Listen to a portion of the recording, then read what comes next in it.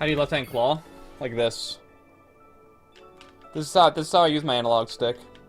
I use 2 fingers. Small hands better for game. I don't think so. I have gigantic hands, and I think that's fine for a game controller. It's just about finding how to make it work. No, my hands are okay.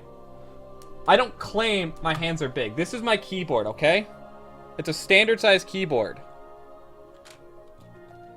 I can cover the entire, like, main faceplate of my keyboard with my hands. And I have a 12 span on piano. My hands are probably the biggest of any Melee player that's not, like, Studebaker. And then you want to compare it to a controller. This is how comfortably I can, like, wrap my hand around a controller. This is, like, as low effort as you can possibly get. I don't feel any strain whatsoever. My hands are gigantic. Do you think it's better for your hands? I don't think it matters. I think it's just about taking care of your hands, training certain muscles. You mean 12 keys? Yes, 12 keys.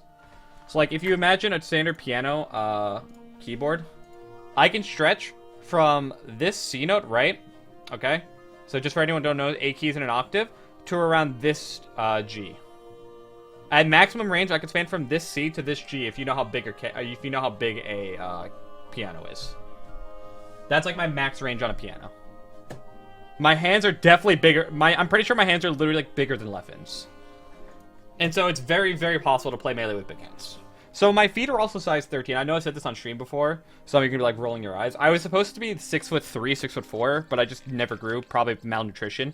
I ate cookie dough every day for dinner for 3 years when I was a kid because no one in my house cooked or got food. And so I'm pretty sure malnutrition literally caused me like to not grow properly.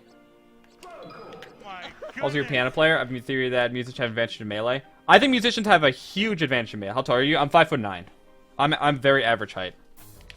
Marth grab's so terrifying. Okay, but remember, I talked about this in my lesson yesterday. Remember that Melee's a 2-player game. Marth should also be scared of you. I didn't see what you played, Tukamoshi. You play Falco? Yeah, if you play Falco, Marth should be just as scared of you as you are of him. Falco can murder Marth off of a single nair. And so if he grabs and he gets this incorrectly, and either you get dare or you get like a nice confirm, he should just get destroyed. So you have to keep in mind that the Falco player should be just as scared of you. And so even if they want to grab and you're scared of the grab, them grabbing is itself a commitment, and it's an opportunity for you to get a big opening as well. Breaks, Gambit, 1, breaks, 2, work yourself up to playing hours on end. Don't just start.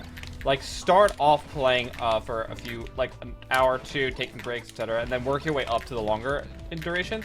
And if your hands hurt, just take a break. Just stop. What do you think is best time to do analysis at after a while? Depends on what your needs are, but right after a session is usually good. Right before a session is usually good. Or if you want to go the old school route, do it right before you go to bed so you retain information better. Yeah, don't push through pain is one of the biggest things I can tell you. Like, if you're tired, stop. Even if you feel like you need to play more for the day, you're going to be a lot more thankful long-term when your hands can't take it. When your hands are actually still functioning than if you just break them down like a certain Fox player. You can't even wait on consistently, but what are you messing up? That's what I'm asking. You have to give me a part of it that you're messing up so I can tell you what the likely cause is. Like, imagine you went to a doctor and you literally just asked, how do I not be in pain? And he'd be like, okay, well, what's in pain? Like, what's the matter? What's going wrong? That's effectively what that question feels like. I'm always happy to answer questions if they're specific. But when someone gives me vague questions, then it's not to, like, shit on them. It's just you have to be specific so I can actually help.